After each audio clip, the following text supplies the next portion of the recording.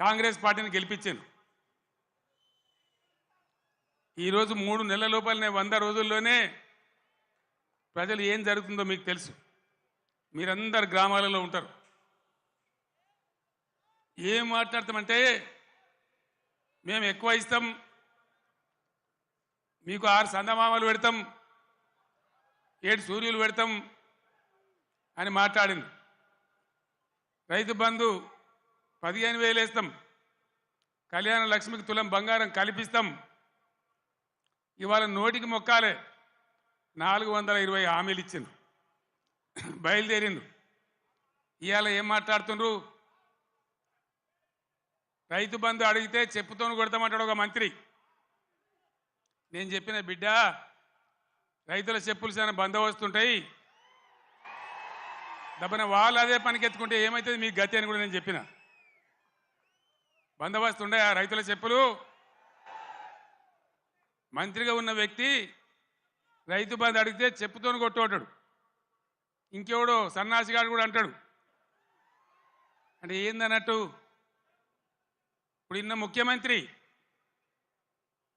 ఆయనను 6 గ్యారెంటీలు ఇవ్వయా, కరెంట్ ఎందుకు మాయమైందా, నీళ్ళు ఎందుకు మాయమవుతున్నాయని అడిగితే ఆయన నేను పండబెట్టి తొక్కుతా, పేగులు మెడలేసుకుంటా, పెండ ముఖానికి రాసుకుంటా,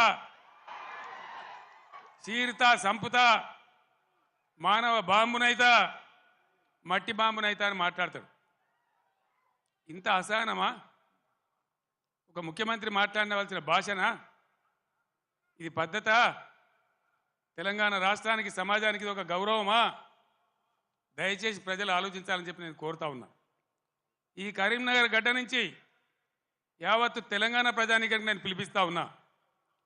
తెలంగాణ ముఖ్యమంత్రి అంటే తెలంగాణ మాట్లాడే మాటలు, ఆ ముఖ్యమంత్రి మాట్లాడే మాటలు, ఎవరన్నా ముఖ్యమంత్రి పదవులు ఉన్న వ్యక్తి మేము మానవ బాంబులం అయితే మనం మాట్లాడొచ్చునా? మాకు మాట్లాడరాదా? తిట్టానంటే తిట్టు తక్కువన్నాయా? ఇవాళ గీయాలకు మొదలు పెడితే రేపు గీయాల దాకా తిట్టచ్చు. నేను మాట్లాడినా, తెలంగాణ ఉద్యమంలో మాట్లాడినా, తెలంగాణ వ్యతిరేకించిన వాళ్ళను దద్దమ్మలు అన్నా, సన్నాసులు అన్నా, సమైక్యవాదం, సమగ్రాభివృద్ధి అంటే సన్నాసులారా ఏది రాని మాట్లాడినా.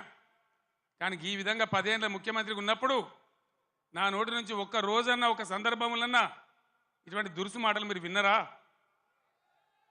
దయచేసి ఆలోచన చేయాలని నేను చెప్పేది చాలా సీరియస్ మాట. ఎందుకంటే తెలంగాణ రాష్ట్రం తెచ్చుకున్నాం, 10 ఏళ్ళు బ్రహ్మాండమైన పాలన చేసినాం. మీ అందరికీ తెలుసు, తెలంగాణ వచ్చినాడు కొత్త కుండల ఈగదు వచ్చినట్టు.